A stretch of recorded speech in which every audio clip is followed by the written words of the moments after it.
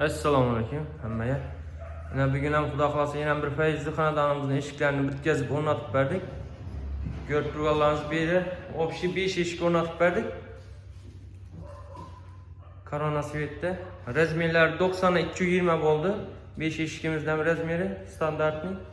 Xudo xolasa daborga variantda ishlab berdik. Hozir bir yandan tanishtirib o'taman. Katsitolar bilan birgalikda ko'rib kuzatib baho berasizlar.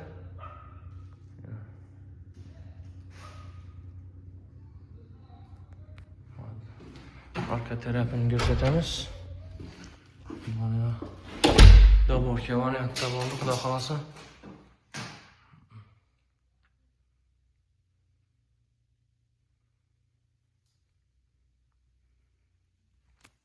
Hozir bolalar eshiklarini ko'rsatamiz.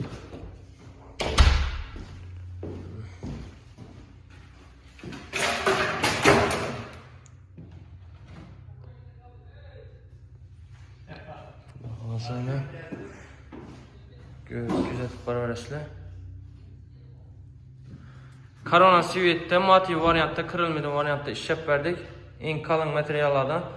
Hammacha eng fulundan bo'ldi. Xudo xolasa zamoki, qullaplari mana ko'rib turganlaringizdek 4 dan как положение.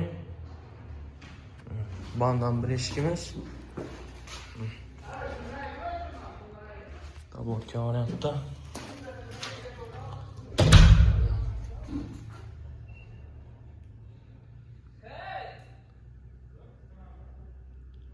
Xudo xolasa ishlarimiz ham aytgan yerda turadi. Sistem uravenda, xudo xolasa. Zamoklar ham 5 kilik zamok konkretni. Rezinkalari обязательно açılıp yo'lishlari. Kimga shunday eshiklarimiz kerak bo'lsa, bemalol telefon nomerlarini qo'yamiz.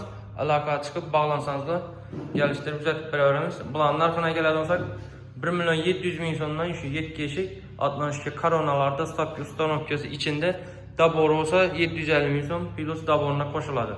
Bir eshikning daborna. Hozir ko'rsatganim, shuning daborli variant bo'lsa 700.000 so'm qo'shiladi. Dabor bo'lsa, xudo xolasa. Ko'rib bizning baho beraverasizlar. Kimga qiziq bo'lsa. Eshik ezanata holatimiz eshiklarni? Zo'r. Kraskalar ham turistik kraska. Ertaga ko'ring o'chib qolmaydi. Hammasi eng yaxshi qismdan bo'ldi, xudo xolasa.